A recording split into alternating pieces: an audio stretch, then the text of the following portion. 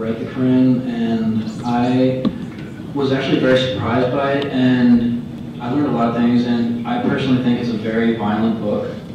And I've tried talking to people about it in class and other places, and just like here, I've been heckled and talked down to, and they say that I'm lying, and I don't, like, I'm just curious how I can try to tell these people that they're wrong. Like, these are people that have not even read the Quran, and they're trying to say that I, who've read the Quran, and they're trying to say I'm lying, and I actually met a guy who read the Quran, at least he tells me, and he says that it's very beautiful. I personally don't think it is, but I just don't understand how I can try to talk about the bias they have in class, and I face it all the time. Well, I'm not surprised, and I'm sorry to hear that, but it's the same all over the country. And, you know, we saw earlier today, you can't have a discussion with Nazis. You know, they're just going to yell at you and stalk out. But the reality of the Quran if you read my cuff, all I have to do is just change the word Jew to Muslim, and y'all sound just like you. Yeah, see, Kyle, pal. Anyway, that's you can do. You are a tool of oppression. You are a tool of violence and hatred, and that's it. Anyway, look, this is the deal. As far as you go with the facts, then the facts speak for themselves. And as the facts speak for themselves, if you stick to the facts, then you will convince people of goodwill. And so one of the things that you can do is simply prepare quotations that contain the violent passages of the Quran. What I'm saying is, I can tell you, for example, I spoke at East Tennessee State University a few years back, and the crowd was all Muslims, and they were all propagandized and ready to hate me and everything. And so I had a legal manual, a manual of Islamic law, Sharia, Reliance of the Traveler, certified by Al-Azhar as a reliable guide to Sunni orthodoxy, and the Quran. I just read my whole talk out of those, quoting. And then what could they say? And they said, well, you didn't say this or that. And so we looked it up and we talked about it. But they could not deny what I had just read. It was right there in the book. And so you stick to the facts, you keep speaking the facts, people of goodwill will start to see it. I have a comment on that. I grew up as a Muslim, and for 30 years in the Middle East, I was a Muslim. I heard the Friday prayer every week, the sermon from a Muslim sheikh. And every Friday prayer that I heard always ended with cursing the infidels, cursing the Jews, cursing the non-Muslims, and they would encourage them to hate them and to do violence against them. And in Egypt today, every attack on the Christians in Egypt today happened after the Friday prayer. Why? Because people are so wound up against Christian from the mosque, from the a holy place where they're supposed to be inspired to be good people. But what they do is after every Friday prayer, there's an attack on the Christians. And they found out it's only on Friday after the Friday prayer.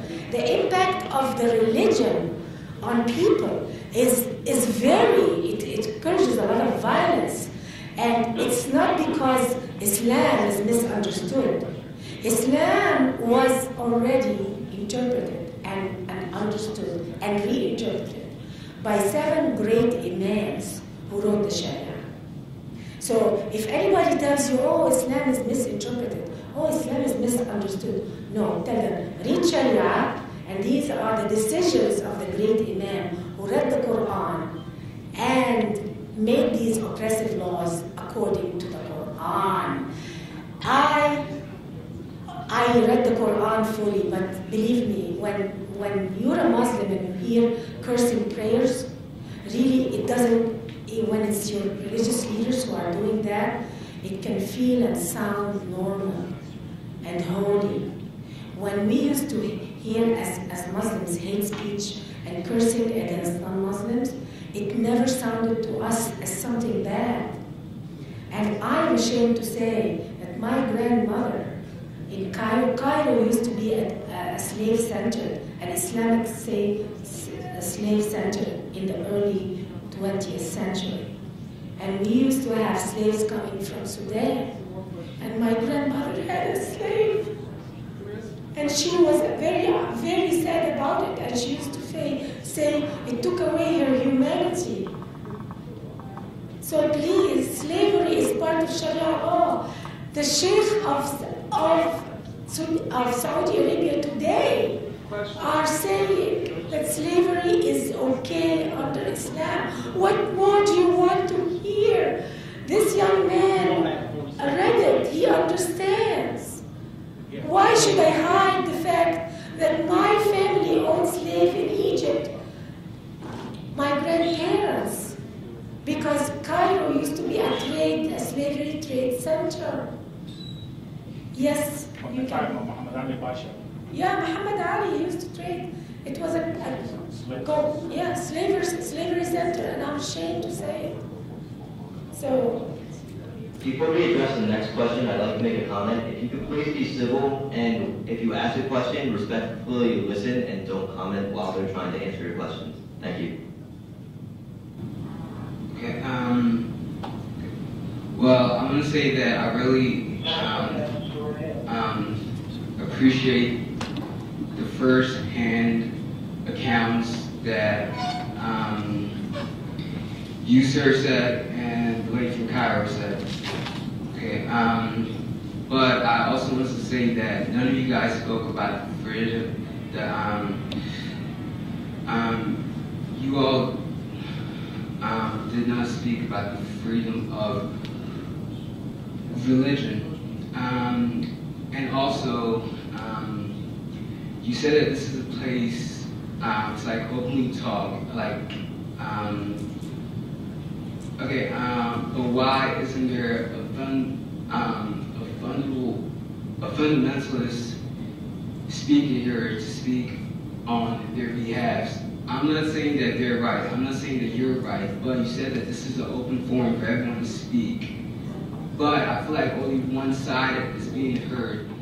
And also, the way that this whole thing started, before it even went far, half the crowd was gone. They could not listen to the stories like other people because of the way everything started. You came to the school to an organization that I know nothing about, but like they said, they are seen as racist. So of course when you speak and like they're next to you, most people are not going to listen to you. That's prejudice. Yes, You're yes. judgment. Okay. Just let me know. Yes, I am just going to say that I'm not Muslim, I'm not Christian, but half my family is Muslim, half my family is Christian, so I am accepted. And like also, I understand both sides of like everything, but I am just going to say lots of things have been done that have been wrong under the name of Allah, Yahweh, and God. So I don't think it's right that you can demonize a religion just because a group of people have took control of it. A group of people have made laws to put down other people. You can't demonize a religion. You said yourself the people who made laws are intellectuals. So you, as an intellectual, can have a discourse with those people. Probably, thank you very much, and thank you for your honesty. And this is supposed to be what we as Americans to engage, agree and disagree at the same time, listen to other points of view. For the group who walk away, in my opinions, I don't want to call them naive, coward, but they should have even give themselves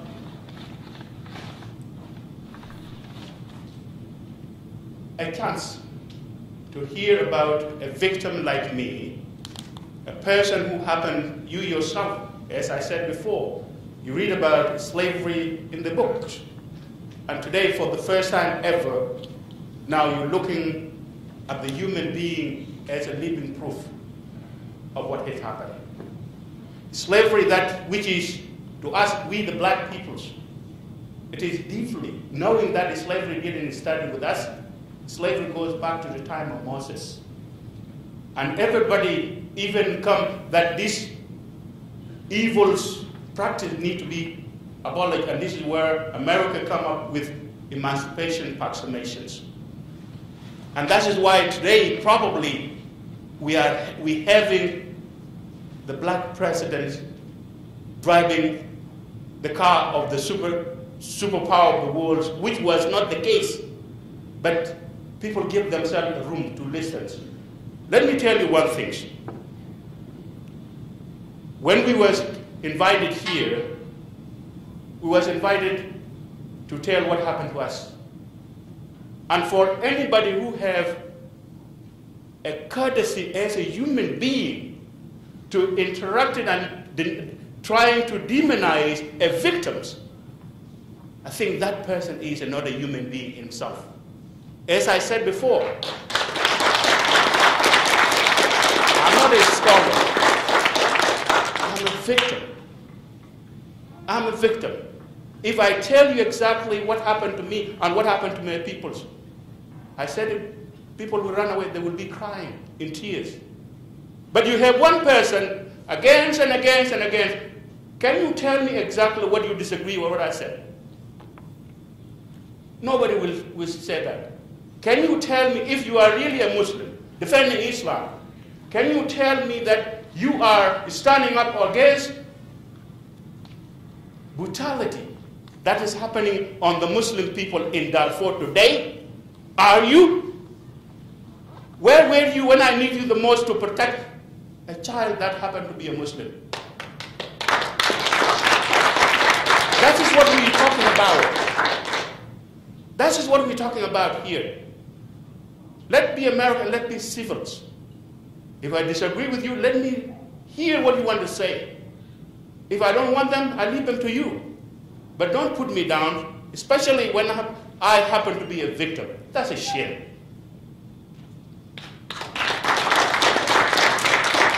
And there was something also the young man said, that why demonize the religion when some Muslims do this, okay?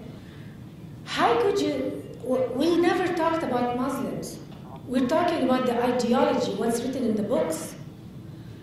It's in the books of Islam, the legalization of slavery. It's in the books of Islam, killing Jews and wherever you find them. It's in the books of, it's in the Quran to have sexual slavery. It's in the books of the Quran. We're talking about the ideology. So you're telling me that I'm criticizing Muslim people, and I'm telling you I didn't criticize any Muslim people. I'm speaking about the ideology. Open the books, and you'll find that all of the crimes against slavery in the Sudan and in many parts of the Arabian world, you will find books supporting the people who are doing the slavery. So it's not that the people are misinterpreting Islam. This is the law of Islam. I could say the same thing about the Bible, though. Well, no, you don't have. There are no laws. There are no laws. The Ten Commandments does not tell Christians to kill non-Christians. The Jewish Torah doesn't command Jews to kill non-Jews. The Islamic books tell Muslims to kill non-Muslims. There's a big difference. Not all religions are equal, please.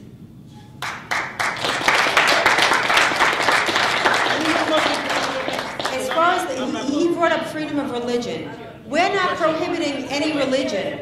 We're not looking to, we're not looking to prohibit any religion. What we're addressing is the Sharia, which is a comprehensive system which asserts authority over non-Muslim and dictates every basic aspect of human life. The issue here is the separation of mosque and state. Not the religion, not the religion, the legal, and the separation of church and state. Absolutely the separation of church and state, but they're not, there are not special rooms to pray in public schools. There's not a Christian curriculum in public schools or a Jewish curriculum. I'm talking about the separation of mosque and state, and yes, the separation of church and state as well. Hi, Ms. Geller, our question is actually for you. Sure. So I'm an American, a female, and I'm also, I identify as a Muslim. And I'm one of the victims of Islam that you supposedly protect through your work. No, you're not a victim at all. I'm looking at you and I see that you're not a victim at all, which means you come from a home that allows you to be who you are, which, by the way, is a wonderful thing. And what you have, I want every Muslim girl in America to have. Every single Muslim girl. I just want you to understand where I'm coming from. Your experience is completely and utterly anecdotal. And you cannot be so completely subjective as to say, well, this is what I have, so we're all good. Because we're not all good. What you are doing is also anecdotal. You're bringing up these particular instances of violence towards these Muslim women, and you're acting like those are the majority. No. They are not. No, they are not. I agree. About a small population that is doing I am this. talking about. This is what your entire argument has been built upon. Okay, let me say. Small instances. Okay, let me say one thing. First of all, 91% of the honor killings across the world, according to Middle East Quarterly, are Islamic. I want to ask you something. I want you to look me up. Listen to me. Forget everybody. I'm talking to you. How many until you think something should be done? How many girls? I'm serious. How What many? you're describing as an honor killing is murder. It should be. Page 584 of Reliance of the Traveler. Page. The same exact way as any other murder. But it's not. But labeling it as an honor killing. Why do we need it? Because under the Sharia, you can. Because under the Sharia, it's the same thing as murder. Under the Sharia, you can kill your offspring. Wait, page 584. We live in the United States. It's happening in the United States. Do you know how many girls are buried under porches, let's say in Pakistan? It's coming here. These girls should have the same rights that you have. It is part of, whether you like it or not, it is sanctioned by Islam. In Muslim countries, under the Sharia, honor killings have a much more lenient sentence in Jordan, in Gaza, because it's sanctioned in Cairo. It's sanctioned under the Sharia. And I'm saying to you, it's coming here, and law enforcement, there's currently a lawsuit in Dearborn because law enforcement in Dearborn is covering up honor killings. It's here. I want every Muslim girl in this country to be just like you. Can I say something? Yes. You and all Muslim girls in America are the luckiest Muslims in the world. You know why? Because you're not living under Sharia law. You're living under the greatest constitution in the world. Under the American Constitution. Because if you live under Sharia law, and if your husband beats you and you call the police, it's within his right.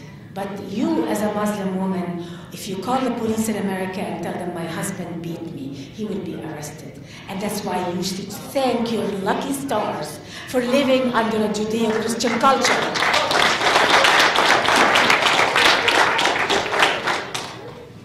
Hi, this is directed towards Ms. Geller or Dr. Geller. Are you? Ms. Works. Ms. Geller, okay. What you spoke about, was it Sharia occurring in America? It's quite disturbing. I can agree with you on that.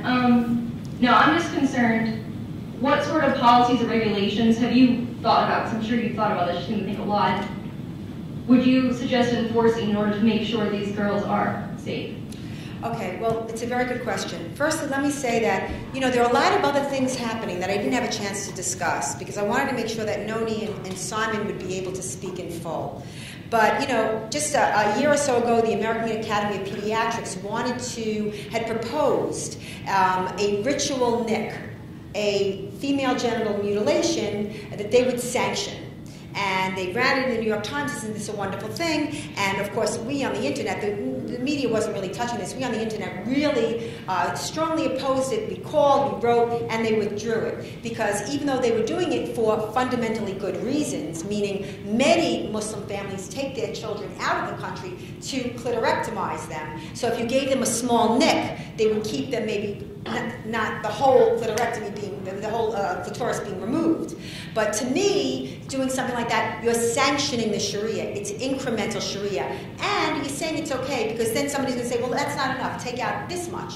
So I think there should be legislation against FGM. I think there should be legislation not to take a child out of the country for FGM. I think that safe houses and shelters, okay, and law enforcement needs to know if a girl calls and is running from home because she's afraid that she's going to get hurt, that they don't return her to that home. They cannot return her to that home. There are certain fundamental things we can do, but first it's education. But you can't educate if people won't listen. The gentleman says, you know, it wasn't a welcoming atmosphere and they got up and left. No, those people came in here for an action. The action was to come in, pull something out of that thing, hold up a sign, and walk out chanting whatever. It was to shut us down. It was to damage and hurt the event. The inability for people to hear it. You don't have to agree with us, but clearly you should give us an opportunity to speak. How are you going to know if I'm a racist, Islamophobic, anti-Muslim bigot if you don't hear me speak?